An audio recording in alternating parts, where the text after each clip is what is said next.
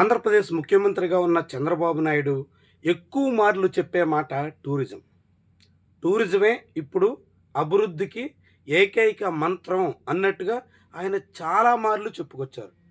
అన్ని నిజాలకు కాలం చెల్లింది, టూరిజం మాత్రమే మిగిలింది అన్నది ఆయన పదే పదే ఉల్లించేటువంటి వ్యవహారం. అలాంటి టూరిజంలో ఆంధ్రప్రదేశ్‌కి ఎదురు దెబ్బ తగిలింది. ఇలాంటి ఎదురు దెబ్బ కాదు. ఆంధ్రప్రదేశ్‌కి ఆర్థిక రాజధానిగా భావించేటువంటి విశాఖలో ఋషికొండ బీచ్‌కి ఇప్పుడున్నటువంటి ఒక అంతర్జాతీయ గుర్తింపు రద్దయిపోయింది. 2020లో జగన్మోహన్ రెడ్డి హయాంలో ఋషికొండ బీచ్‌కి బ్లూ ఫ్లాగ్ రికగ్నిషన్ దక్కింది. ఇది డెన్మార్క్‌లోని ఒక సంస్థ ప్రపంచవ్యాప్తంగా ఉన్నటువంటి మెరుగైనటువంటి బీచ్‌లన్నింటికి ఇచ్చేటువంటి గుర్తింపు. ఈ గుర్తింపుతోనే ఇంటర్నేషనల్ టూరిస్టులు కానీ, ఇతర అనేక వ్యవహారాల్లో ఇన్వెస్ట్మెంట్స్ కానీ టూరిజం పరంగా వచ్చేందుకు ఆస్కారం ఉంటుంది. బ్లూ ఫ్లాగ్ బీచెస్కే అనేక రకాలుగా అవకాశాలు ఉంటాయి. టూరిస్టులందరూ మొగ్గు చూపేది బ్లూ ఫ్లాగ్ బీచెస్కే. అలాంటి బీచెస్ ఆంధ్రప్రదేశ్లోనే ఏకైక బీచ్ ఋషికొండ బీచ్. దేశంలో మొత్తం 12 బీచ్లుంటే అందులో ఋషికొండ బీచ్ ఒకటి. వైజాగ్లో ఇంకా చాలా ప్రముఖమైనటువంటి బీచ్లు ఉన్నప్పటికి కూడా ఋషికొండ బీచ్కి మాత్రమే అలాంటి గుర్తింపు వచ్చింది. ఎందుకంటే అక్కడ సముద్రంలో జలక్రీడలకు ఉన్నటువంటి ఆస్కారం కానీ, ఇతర అనేక రకాల సదుపాయాలు కానీ అన్నింటినీ పరిగణలో తీసుకుని బ్లూ ఫ్లాగ్ రికగ్నిషన్ ఇస్తారు. అలాంటి గుర్తింపు ఇప్పుడు ఋషికొండ కోల్పోయింది. ఎందుకు అంటే మెయింటెనెన్స్ లేక. జగన్మోహన్ రెడ్డి హయాంలో గుర్తింపు సాధిస్తే ఆంధ్రప్రదేశ్కి, ఇప్పుడు చంద్రబాబు నాయుడు పాలనలో ఆ గుర్తింపు పోయింది.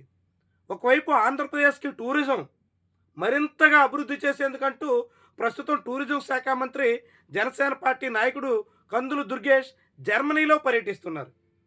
విదేశాలకు వెళ్ళి టూరిజం అభివృద్ధి కోసం, ఇన్వెస్ట్మెంట్స్ కోసం ప్రయత్నిస్తున్నాం అని ప్రభుత్వం చెబుతోంది.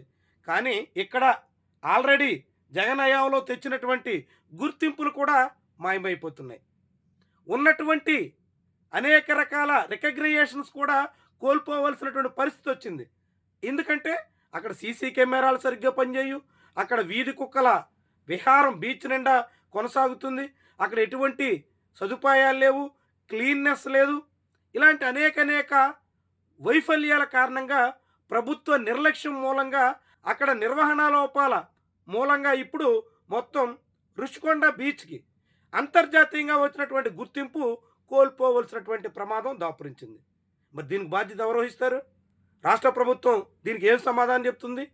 ఉన్నటువంటి ఋషికొండ బీచ్కి రావాల్సినటువంటి గుర్తింపు మరింత మెరుగ్గా ఉండేలాగా తీర్చిదిద్దాల్సినటువంటి నేపథ్యంలో ఉన్న గుర్తింపునే పోగొట్టేసేటువంటి పరిస్థితి వస్తే, ఈ ప్రభుత్వం టూరిజాన్ని అభివృద్ధి చేస్తున్నాం, టూరిజమే అన్నింటికీ పరిష్కారం, టూరిజంతోనే మొత్తం అంతా అభివృద్ధి, ఎక్కడా ఉన్న ఋషికొండ బీచ్ పోయింది అంటూ వైజాగ్ వెదర్మ్యాన్ అనేటువంటి వ్యక్తి ట్విట్టర్లో, ఎక్స్లో పోస్ట్ చేశారు.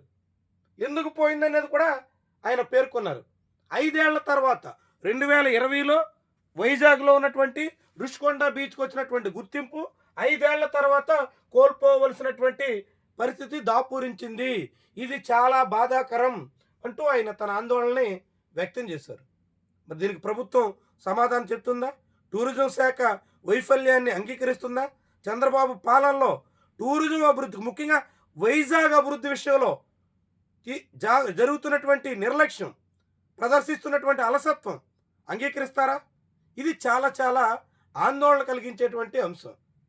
ప్రభుత్వం దీని మీద దృష్టి పెట్టాల్సినటువంటి అవసరం ఉంది. టూరిజం అభివృద్ధే ముఖ్యంగా తమ లక్ష్యం అని చెప్పుకునేటువంటి వాళ్ళు టూరిజం రంగంలో ఉన్నటువంటి గుర్తింపు కోల్పోతే చీమ కుట్టినట్టు కూడా లేనట్టుగా వ్యవహరించడం ఏమనాలి? ఇది చాలా నిర్లక్ష్యపూరితమైనటువంటి ధోరణి. ఏపీ టూరిజం శాఖ, ఆంధ్రప్రదేశ్ ప్రభుత్వం దీనికి బాధ్యత వహించాలి. ఇలాంటి విషయాల్లో చొరవగా టూరిజం అభివృద్ధికి తగ్గట్టుగా నిర్ణయాలు తీసుకోవాల్సినటువంటి అవసరం ఎంతైనా కనిపిస్తుంది.